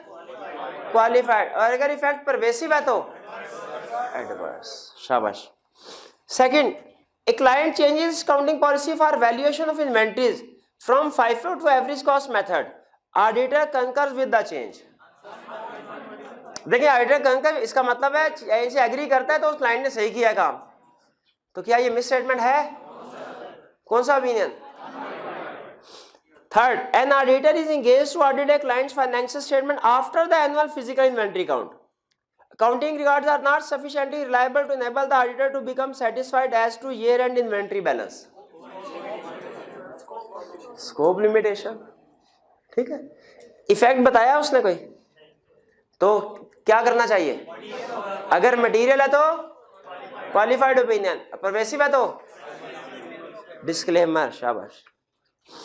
4, एक क्लाइंट है सिग्निफिकेंट। सिग्निफिकेंट का मतलब क्या होता है? मटेरियल या परवेसिव के दोनों? दोनों। एक क्लाइंट है सिग्निफिकेंट अमाउंट ऑफ, सिग्निफिकेंट के साथ एक और लफ्ज लिख ले मेजर। मेजर का मतलब भी यही है, बाज़ औक़ात सिग्निफिकेंट का वर्ड यूज करता है, बाज़ औक़ात मेजर का वर्ड यूज करता है। A client has significant amount of deposit in a bank which is under liquidation. चल अभी पैसे बैंक में डिपॉजिट करवाए थे, बैंक लिक्विडेट, बैंक बैंकरप्ट हो गया। कह रहे pending completion of liquidation proceedings of the bank, अभी चूंकि प्रोसीडिंग चल रही है, no provision has been made in the account, इसीलिए अकाउंट में प्रोविजन नहीं बनाई। Matter is adequately disclose in the financial statement, matter को फाइनेंशियल स्टेटमेंट में डिस्क्लोज कर दिया है। मुझे बताइए अगर हम हमारा कोई नुकसान हुआ, कोई केस हम हार रहे हैं, तो जब फैसला होगा तब प्रोविजन रिकॉर्ड करेंगे कि अगर पहले से ही लॉस एक्सपेक्टेड हो तो प्रोविजन रिकॉर्ड कर देते हैं? तो यहाँ पे वो कह रहा है अभी वो सारी कानूनी कार्रवाई पूरी नहीं हुई लिक्विडेशन की, तो बताइए कानूनी कार्रवाई पूरी होने का इंतजार करना है कि अभी प्रोविजन रिकॉर्ड कर दें? उसने नहीं की हुई तो मतलब material effect, pervasive, adverse, correct. 4. The financial statement of a listed company do not disclose remuneration paid to chief executive, directors and executives of the company. आपको पता है ये रिलेटेड पार्टीज होती हैं, चीफ एग्जीक्यूटिव हो गया, डायरेक्टर वगैरह हो गया, हायर मैनेजमेंट, ये क्या होती है ऑडिट में? Related parties. डिस्क्लोज नहीं किया इसको तो मिस स्टेटमेंट है। इफेक्ट बताया उसने कहीं? दोनों बता दे, मटेरियल है तो क्वालिफाइड, परवेसिव है तो adverse. Financial statements of A listed company do not include A cash flow statement. अच्छा अगर कहता ना कि आपने एक लायबिलिटी इंक्लूड नहीं की बैलेंस शीट में, हम कहते हैं यार शायद मटेरियल है शायद परवेसिव, मिस स्टेटमेंट तो है, शायद मटेरियल शायद परवेसिव। वो कहता है जी फाइनेंशियल स्टेटमेंट में बैलेंस शीट ही नहीं शामिल की, तो ये है, ये भी मिस स्टेटमेंट, लेकिन प्रोबेबली मैं इसको अब परवेसिव ही कंसीडर करूंगा, क्योंकि कैश फ्लो नहीं है इसका मतलब एक आधा एरिया नहीं, 10-12 एरियाज नहीं है। तो वैसे अगर आप दोनों डिस्कस करना चाहे तो दोनों भी लिख सकते हैं कि अगर इफेक्ट मटेरियल है तो क्वालिफाइड, परवेसिव है तो एडवर्स। लेकिन मेरा ये ख्याल है कि पूरी कैश फ्लो स्टेटमेंट ही गायब है, तो बहुत से एरियाज होते हैं, तो मैं पर्सनली मेरा ये है कि जी ये इसको परवेसिव होना चाहिए, एडवर्स ओपिनियन। 7, अच्छा 7 out of the syllabus question है, मतलब आपके लेवल पे, अभी वैसे आउट ऑफ सिलेबस नहीं था, लेकिन अभी जितना आपने नॉलेज सीखा सिखाया मैंने उससे ज्यादा थोड़ा सा क्वेश्चन पूछ रहा हूं। लेकिन शायद अगर आपने लेक्चर कहीं गौर से सुना हो तो एक बात आपके जहन में बैठ गई हो तो आप बता सके इसको। क्या कह रहा है? कह रहा है due to losses and adverse key financial ratios an auditor has substantial doubt about entities ability to continue as going concern for a reasonable period of time. Client has adequately disclosed in financial difficulties in the note to its financial statements. क्या ये misstatement है? क्या scope limitation है? Opinion unmodified आएगा, agree करते हैं? क्या report में किसी और जगह इफेक्ट आएगा? शाबाश, ये भाई ने कहा एम्फेसिस ऑफ मैटर, भाई का जवाब गलत है। अदर भाई ने अब कहा अदर मैटर, दूसरी अटेम्प्ट फिर लग गई भाई की। भैया तीसरी कोशिश करेंगे। और material uncertainty related to going concern, चीख के क्वेश्चन में कह रहा है material uncertainty related to going concern, तो वो पैरा आएगा मेरे भाई, ठीक है ना? चलिए आगे चलते, कोई बात नहीं। 8 वैसे आप लोगों को ये बता दूं, रिजल्ट के बाद भी एक सेशन पढ़ाता हूं मैं, ठीक है? तो याद भाई को याद रखिएगा है। नहीं भाई मजाक कर रहा हूँ यार, इससे देख नहीं, इंशाल्लाह पास हो जाएंगे। मैंने कहा इंशाल्लाह पास हो जाएंगे, अटेम्प्ट मेंशन नहीं की मैंने।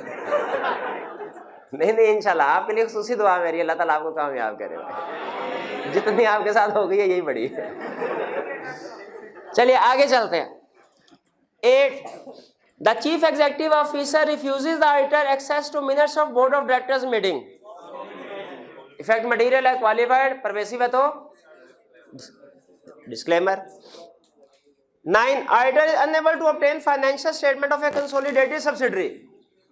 अच्छा यहाँ पे फिर वही बात कि आप चाहे तो मटेरियल या परवेसिव कर सकते हैं, लेकिन क्योंकि कंसोलिडेशन हमारे हर एरिया को अफेक्ट कर रही होती है, तो मेरी जो ज्यादा तरजीह है, प्रेफरेंस है, वो परवेसिव की तरफ है कि ये स्कोप लिमिटेशन है, इफेक्ट परवेसिव है, इसीलिए ऑडिटर को एडवर्स ओपिनियन दे देना चाहिए, डिस्क्लेमर ओपिनियन देना चाहिए, एडवर्स नहीं। शाबाश।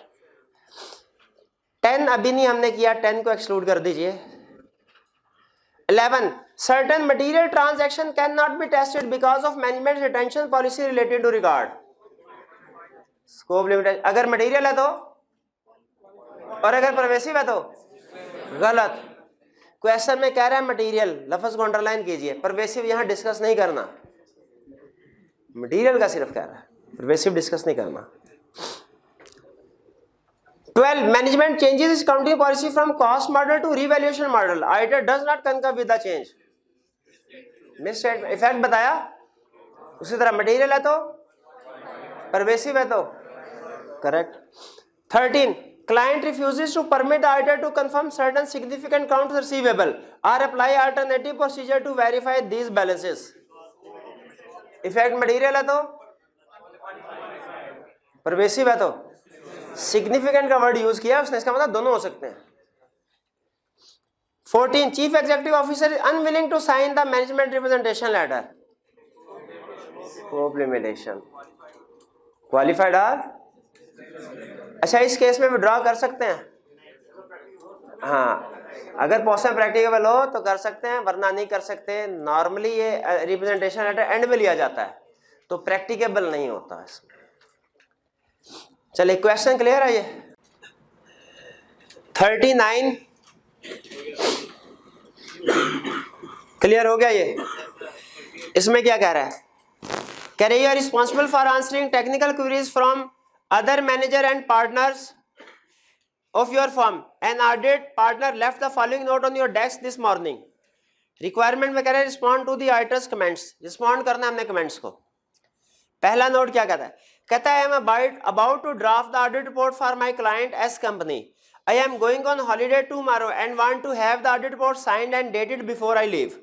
The only thing outstanding is the written representation from management. Management से रिटर्न रिप्रेजेंटेशन नहीं ली, बाकी सब कुछ हो गया। I have verbally confirm the content with the finance director who agree to send the representations to the audit manager within the next few days, I presume this is acceptable. कह रहा है बस वो ज़बानी कलामी उनसे पूछे, कह रहे हैं ठीक है सर हम एग्री करते हैं सारी बातों से आपको, लेकिन रिटर्न फॉर्म में रिप्रेजेंटेशन देंगे 4-5 दिन के बाद, रिपोर्ट अभी दे दें। क्या रिटर्न रिप्रेजेंटेशन लिए बगैर रिपोर्ट साइन कर सकते हैं? नहीं कर सकते, नहीं कर सकते। ठीक है, क्लाइंट से कहेंगे भैया रिटर्न रिप्रेजेंटेशन अभी दीजिए, पार्टनर से कहेंगे रिटर्न रिप्रेजेंटेशन लो फिर रिपोर्ट साइन करने, उसके बगैर साइन नहीं करने। ठीक है, आई कैप में देखें, आई कैप अब एग्जैक्ट कॉपी थोड़ी करेगा किसी भी क्वेश्चन को। ठीक है, इसीलिए आई कैप ने एक डिफरेंट क्वेश्चन बनाया। उसने कहा कि एंगेजमेंट पार्टनर नहीं बल्कि क्लाइंट का सीईओ सैर करने के लिए जा रहा है, और वो कह रहा है सर आप ऐसा कीजिए रिपोर्ट मुझे अभी दे दीजिए, आपको रिप्रेजेंटेशन लेटर मैं वापस आके दूंगा। क्वेश्चन डिफरेंट, कंसेप्ट वही है, क्वेश्चन डिफरेंट हो गया। मुझे ये बताइए क्या क्लाइंट की रिक्वेस्ट को एक्सेप्ट कर सकते हैं? नहीं कर सकते। इसमें सजेशन क्या हम क्लाइंट को देंगे? हम कहेंगे भैया 3 सजेशन हैं आपके लिए, सीईओ को कहेंगे। पहली सजेशन ये है भाई फैसला कर लीजिए आपके लिए क्या चीज़ अहम है, ऑडिट रिपोर्ट की अपनी छुट्टियां। तो पहली ऑप्शन तो ये कि छुट्टियां ज़रा अगले हफ्ते कर लीजिएगा, पहले ऑडिट कंप्लीट करवा लें, रिप्रेजेंटेशन हमें दीजिए, फिर हम आपको रिपोर्ट साइन कर देते हैं। पहली ऑप्शन ये है रिप्रेजेंटेशन। दूसरी ऑप्शन क्या है, हम उसे कहेंगे अगर आपने रिपोर्ट अभी चाहिए तो फिर दूसरी ऑप्शन क्या होगी हमारे पास, हम आपको रिपोर्ट देने को तैयार हैं, लेकिन उसमें ओपिनियन क्या होगा, अनमोडिफाइड नहीं होगा, बल्कि कौन सा ओपिनियन होगा, स्कोप लिमिटेड, क्योंकि रिप्रेजेंटेशन लेटर ना मिलना स्कोप लिमिटेशन है, उसमें मॉडिफाइड ओपिनियन देंगे जो प्रोबेबली डिस्क्लेमर ऑफ ओपिनियन होगा। ये 2 ऑप्शन है बस, तीसरी ऑप्शन को नहीं, ये 2 ऑप्शन। या तो क्लाइंट को कहे रिप्रेजेंटेशन लेटर हमें दीजिए और अनमोडिफाइड ओपिनियन दीजिए, या डिस्क्लेमर ऑफ ओपिनियन। तीसरी ऑप्शन डिस्कस करना चाहें कर सकते हैं, उसे कहे अच्छा ठीक है छुट्टियों पे भी जाना जरूरी है, रिप्रेजेंटेशन भी अभी नहीं दे सकते, कोई बात नहीं तो रिपोर्ट वापस आके ले लेना, रिपोर्ट वापस आके ले लेना, इतनी का टेंशन। अब आगे जो उसकी मर्जी। क्लियर हो गया पहले वाला पॉइंट? कंसेप्ट क्या सीखा हमने, रिटर्न रिप्रेजेंटेशन लिए बगैर क्लाइंट से रिपोर्ट साइन नहीं करने। Second, we are auditing S company for the first time. The prior period financial statements were audited by another firm. We are aware that the auditor's report on the prior period was qualified due to a material misstatement of trade receivables. We have obtained sufficient appropriate evidence that the matter giving rise to misstatement has been resolved. Resolved को underline कीजिए, मसला हल हो गया। अगर मसला हल ना हुआ होता तो इस साल हमें क्वालिफाइड ओपिनियन देता। मसला हल हो गया, हमने कहा ठीक है। कह रहे and I am happy to issue an unmodified opinion, हम बड़ी मुसरत के साथ ऐलान करते हैं कि हम अनमोडिफाइड ओपिनियन दे रहे हैं। But should I refer to the prior year modification in this year's audit report, लेकिन क्या पिछले साल की मॉडिफिकेशन को इस साल हमने मेंशन करना है रिपोर्ट में? जी बताइए क्या करना चाहिए? बिल्कुल अदर मैटर में। और अदर मैटर में कौन कौन सी इंफॉर्मेशन इंक्लूड करते हैं? पिछले साल का ऑडिट किसी और ने किया, टाइप ऑफ ओपिनियन क्या दिया, डेट ऑफ ओपिनियन क्या थी, और अगर ओपिनियन मॉडिफ जो कि है तो उसकी बेसिस पर। कुछ समझ आई मेरा? जी आप मुझे बता दीजिए। वो कह रहे हैं material miss statement of trade receivable है। बताइए आपके ख्याल में क्या मिस स्टेटमेंट हुई होगी ट्रेड रिसीवेबल्स में? नहीं, कोई मिस स्टेटमेंट बता दे जो ट्रेड रिसीवेबल में हो सकती है। ट्रेड रिसीवेबल उसने ओवरस्टेट कर दिए होंगे, प्रोविजन सही रिकॉर्ड नहीं की होगी, और उसकी फेवरेट एडजस्टमेंट, ये रेंट के बाद डेटर बैड हो गए, और वो कह रहा है कि ये तो अगले साल की ट्रांजैक्शन है, इस साल की थोड़ी है, ये तो अगले साल की ट्रांजैक्शन है। तो बताइए क्या सब्सिक्वेंट इवेंट एडजस्ट करने होते हैं कि नहीं? एडजस्ट करने होते हैं, बिल्कुल एडजस्टिंग इवेंट है और एडजस्ट करने होते हैं। आपको शायद हैरानगी हो, प्रैक्टिस में भी हमें ये प्रॉब्लम फेस करना पड़ती है। मेरा क्लाइंट था, हालांकि लिस्टेड क्लाइंट था, उनकी इन्वेंट्री ये रेंट के बाद, ये रेंट पे फर्ज कीजिए 10,000 रुपये रिकॉर्ड की, ये रेंट के बाद 6,000 रुपये बिकी। तो हमने कहा ये रेंट पे उस इन्वेंट्री को आपको एनआरवी पे 6,000 रुपये रिकॉर्ड करना चाहिए। वो क्लाइंट में सीएफओ लेवल के लोग वो आर्ग्यू करना शुरू, कहते सर ये तो अगले साल की ट्रांजैक्शन है, ये इस साल थोड़ी बिकी है, इस साल में थोड़ी आने चाहिए। हमने कहा भाई अल्लाह के बंदे, हम कौन सा अगले साल की सेल कह रहे हैं, इस साल की सेल रिकॉर्ड करो, ये थोड़ी कह रहे हैं। हम तो ये कह रहे हैं इन्वेंट्री की एनआरवी जो है कॉस्ट से कम है, कंफर्म हो गई है ये। तो एनआरवी ऑफ इन्वेंट्री कंफर्म होना जस्टिंग इवेंट है, आईएएस 10 कहता है, इसके मुताबिक रिकॉर्ड करो एनआरवी पे। कहता नहीं सर ये अगले साल की ट्रांजैक्शन है, आप वो अक्रूवल मैचिंग कंसेप्ट की वायलेशन कर रहे हैं, कोई नहीं करने। वो फिर डायरेक्टर से कह के डायरेक्टर ने उसके कान खींचे, फिर एडजस्टमेंट करवाई हमने। तो ये नॉर्मली इस तरह की सब्सिक्वेंट इवेंट में खास तौर पे क्लाइंट हो सकता है आपके साथ आर्ग्यू करे, तो आपको पता होना चाहिए कि ये एडजस्टिंग इवेंट। ये मेरे भाई जरा इनका ये समझ आ गया एडजस्टिंग इवेंट क्या है? नहीं वो कह रहे ये 45 का एंगल क्या है, यस कहूँगे नो, मुझे ये बता दें। तो या तो ऐसे करें या ऐसे करें, या उससे दोनों से बेहतर है कि भाई बोल दीजिए यस या नो। जी मेरे भाई नहीं करें। और जिस दिन मैंने एग्जाम्पल बताई थी उस दिन आप छुट्टी पे थे? अच्छा छुट्टी पे भी नहीं थे कि पता नहीं है? बताइए एडजस्टिंग इवेंट की एग्जाम्पल क्या बताई थी? NRV of data, NRV of inventory, bankruptcy of debtors, decision of legal case. अच्छा मुझे बताइए ये रेंट पे एस्टिमेशन केस चल रहा है, पेंडिंग है, ये रेंट गौर से सुनेगा। ये रेंट पे सिचुएशन ये है कि हमारा ख्याल है केस जीत जाएंगे, बाद में केस हार गए, एडजस्टिंग इवेंट है कि नहीं भैया? है कि नहीं? हार गए। ये रेंट पे एक्सपेक्टेशन थी जीत जाएंगे, ये रेंट के बाद हार गए, एडजस्टिंग। ये रेंट पे एक्सपेक्टेशन थी हार जाएंगे, ये रेंट के बाद जीत गए। ये बताइए एडजस्टिंग है कि नहीं? ये भाई ये भी एडजस्टिंग है। ये रेंट पे एक्सपेक्टेशन थी कि एनआरवी कम है, इन्वेंट्री को एनआरवी पे रिकॉर्ड किया, ये रेंट के बाद कॉस्ट से ज्यादा पे सेल हो गई, एडजस्टिंग इवेंट है कि नहीं?